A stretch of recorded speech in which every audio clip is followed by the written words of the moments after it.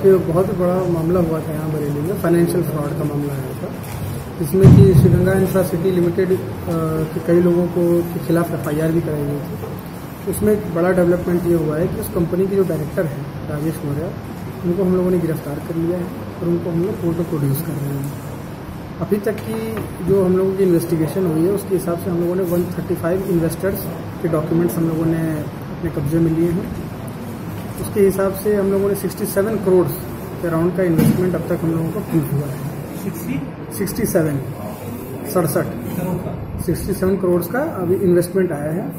उसके बाद जितने भी क्लेम्स थे उनको हम लोगों ने अलग अलग कैटेगरीज में डिवाइड कर दिया था। जैसे कुछ लोगों को ये बता के उनसे पैसे उठाए गए थे कि उनसे कुछ फिक्स डिपॉजिट करा के उनके पैसे कुछ डबल या ट्रिपल कर दिए जाएंगे।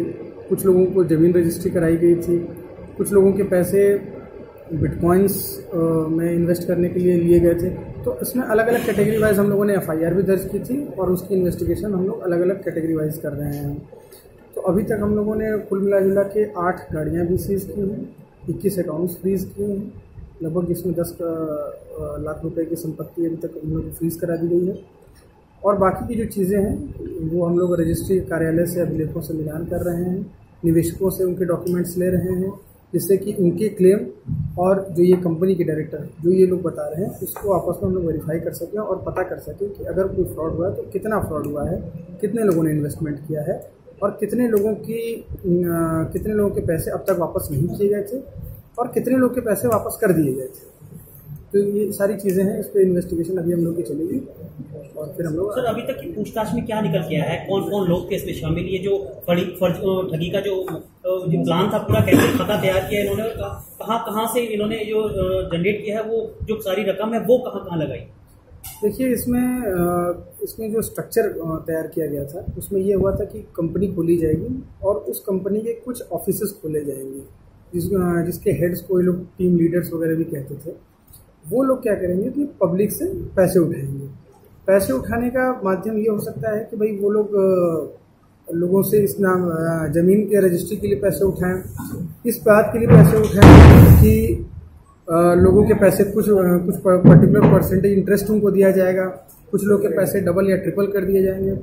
और कुछ लोग ऐसे भी थे जिनसे इस बात को कह के पैसे लिए गए थे कि उनके पैसे बिटकॉइंस में इन्वेस्ट किए जाएंगे और बिटकॉइंस का जैसे शेयर मार्केट्स में ट्रेडिंग होती है उस तरीके से बिटकॉइंस के जो प्राइसेस होते हैं वो फ्लक्चुएट करते हैं, जिसको बिटकॉइंस को NWTC कहते थे। जैसे कि कुछ लोग 10 पैसे का एक बिटकॉइन उन्होंने लिया और अभी तक की जानकारी में कई लोगों के ऐसे थे कि वो उसके जो एक्चुअल प्राइसेस थे वो 1.5 रुपये तक, एक बिटकॉइन के प्राइसेस जो 1.5 रुपये 1 रुपये तक पहुंच गए थे। और कुछ लोगों के ऐसे भी थे जिनके पेमेंट्स अभी ड्यू थे, मतलब 2019 में उनको पेमेंट मिलना था।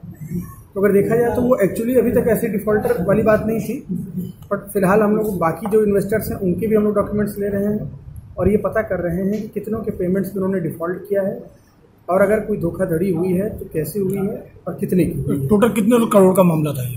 देखिए, ये कह पाना भी मुश्किल है क्योंकि सारे इन्वेस्टर्स के डॉक्यूमेंट्स हमारे पास आए नहीं हैं और हम लोग उनसे भी बात कर रहे हैं लगातार कि वो आए और अपने सभी अभिलेख हमें प्रोवाइड करें, जिसके आधार पर हम एक कंक्लूजन में पहुंच सकें कि टोटल फ्रॉड कितने का हुआ है।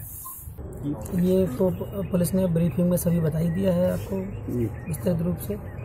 नहीं, आप कितने रुपए के आपके ऊपर जो आरोप है जो लगातार, उसमें क्या कहना चाहेंगे आप? उसके बारे में सारी जानकारी मैंने पुलिस को सबूतों के साथ दे दी है। आपने कैसे क्या किया था? और उसमें घोटाला कुछ हुआ नहीं है। रियल एस्टेट कंपनी है, ये कोई फाइनेंस कंपनी नहीं है जिसमें कोई ऐसा घोटाला संभव हो। केवल लिक्विडिटी की प्रॉब्लम की वजह से पब्लिक भड़क गई और कुछ भी प्रॉब्लम नहीं। तो 300 करोड़ घोटाला किस तरह से करा आपने? ये सब फर्जी बातें हैं। 300 करोड़ का कोई कहीं भी कोई ऐसा डाटा नहीं है। क्या आपकी ये चिटफंड कंपनी थी? नहीं, रियल एस्टेट कंपनी है, प्राइवेट लिमिटेड कंपनी है। कितने करोड़ का घोटाला कराया आपने? घोटाला 1 भी रुपए का नहीं है। अगर 1 रुपए का घोटाला है तो इतने फरार क्यों थे? ये लिक्विडिटी की प्रॉब्लम है, मार्केट में चली रही है। तो बरेली से क्यों यहाँ से गए? वो पब्लिक का जो दबाव था वो तो हमलावर हो चुकी थी। पब्लिक का कितना रुपया है? पब्लिक का जो 2-3 साल में वापस करना है लगभग 15 करोड़। और अभी आपके पास एसेट्स कितने करोड़ की हैं? 12 करोड़ की। सारी लैंड प्रॉपर्टी? जी, लैंड प्रॉपर्टी और गाड़ियाँ। बाकी 3 करोड़ का चलाएंगे। 19 ये 20 और 21 तक वापस करना है मुझे पैसा।